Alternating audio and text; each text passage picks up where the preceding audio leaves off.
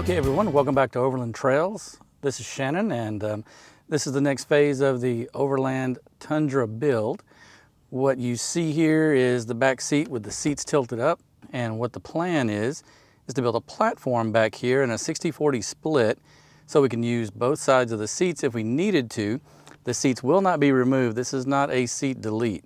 The platform will come from here out across this to the back of the seats here, with two storage pockets underneath. And from there, we will coat it with something, probably going to go with a stain, and then maybe do a bed cover stain or something like that, or some rhino line. Haven't quite made that decision up. This is the project. Let's get started. Looks like we can go at least 60 inches across. And if my calculations are right, we can go about 39 inches deep. Now, of course, we're going to be cutting out holes for these so the board will slide a little further back in this area. And I'm going to have it kind of go around the lip of the center console a little bit. I'm going to smooth that out, kind of make that a little bracing point so it'll brace on either side of that as well as the back section. And I am no engineer, but these simple designs here should lay out to where everything can match in position. We're going to kind of take it easy. We're going to take it slow and make sure everything fits. Okay, I've determined from here, we're going to cut this by 60. So that'll be our basic cut for the platform, and we'll notch it and go from there. All right, now let's see if we can get it to lay in here in one big sheet. Nope. To catch you up where we're at in this project, we've finished out the 60 split. We've notched it and beveled it. We've got all the sides pretty much ready to go. We had to notch it pretty hard here to fit back here and slide down on the other side of this console because it's got a sharp top piece to it. Next, I'm going to fit the 40 split in here. We've already cut it to size, and I think we've got it pretty much ready to go. We've just got to do a little bit of fine tweaking. The key in doing any of these style of custom platform projects is you do a little bit at a time. You custom fit it. You may have to cut a few more inches here or there than your original design, but that's the kind of the way it goes. You just have to custom fit a lot of stuff.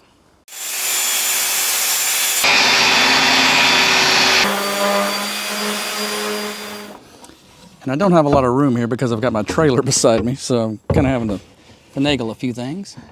That's the 40 split right there. It doesn't quite sit level, and I got to work on that.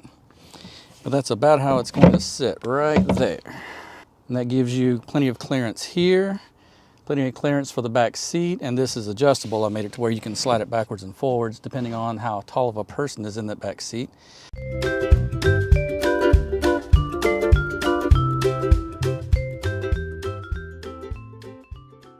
Alrighty, in order to make the boxes to go underneath the cabinet, I've got to brace them with an inside brace and an outside brace, so whenever the platform sits on it, this piece doesn't rock back and forth, and we'll have plenty of stability if I want to sleep on it.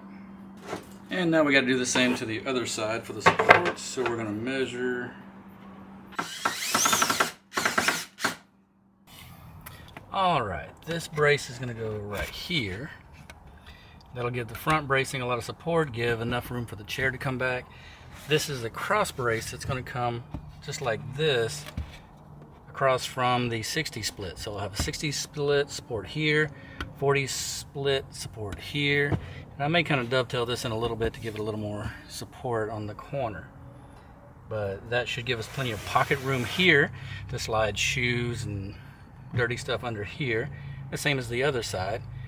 Alright, the 60 split platform behind the driver's seat is almost done. As you can see here, we've created the brace and we've got one of the pockets designed. I'm not going to put a full spinal support down the middle because I'm supporting it on the other side, and it's 3/4 inch as well, so it's going to have plenty of strength. So one of the things I've been going back and forth about is how to coat the platform to where it looks nice, it matches the vehicle. I've done a lot of wood stain and it looks good, but I don't know, it just doesn't seem to go with this project. I went to the store, went to Home Depot. They helped me pick out a porch floor patio satin paint. in a just kind of just a satin color, flat black, almost flat black with a little bit of satin. And they gave me the anti-skid floor texture additive. And what that's going to do is give it a dull black look, a little bit of sheen, and the anti-skid is a grid that you put in the paint, mix it up real well, and that's going to spread and create a non-slick surface. They had a test spot they had painted there, and it looked good. It felt right. I didn't want anything too coarse, like a bed cover, to where it would scratch your skin or scratch your items that you're putting into onto the platform in the back of the truck. So with this black paint, with the anti-skid on the platform, it should come out very nice and still kind of maintain that kind of rugged look. And now it's been a couple of days since I coated the bottom. That is dried, and so now we're going to coat the top. We're going to do 2 coats on the top because it's the surface that's going to have the most contact with items, materials, storage, whatever. One of the things to remember, if this is a permanent solution, even if we get a setup like an LU cab, this is going to stay in the truck and be used for many years to come, supposedly. Okay, let's recap here. The platform had to be obviously sturdy, had to have pockets underneath it. It had to be able to support my weight, equipment's weight, the dog's weight, whatever. It had to go in the 60-40 split of the seats so you could use either side of it without having to worry about it feeling funky. Had to be removable so it was easily managed, because I didn't want to lose my back seat. I wanted to be able to keep it. This is one of the only vehicles we have 4 seats in right now. Since the Jeep, we completely deleted the back seat out of it and put in a platform and water system. So let's take a look at the install. Okay, let's test out the 40 side first. Seat up in lock position. The board comes in and slides into the seat just slightly, and then sets down on the platform here. And so you've got full range to be able to use this section if you just want to store something real quick. The seat is slid all the way forward, but it can come back another 6 inches. I just push it forward to make it easy to put in. Okay, let's do the other side. Okay, let's get the 60 split side in. Move the seat up.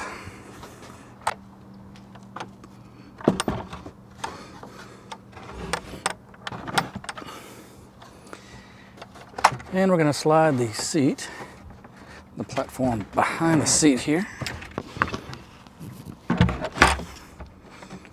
As we lower it down, we're just going to slide it a little bit further back so it clears the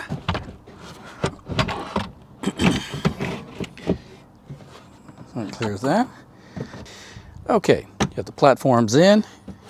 It's coated with the paint to keep the texture nice and tight.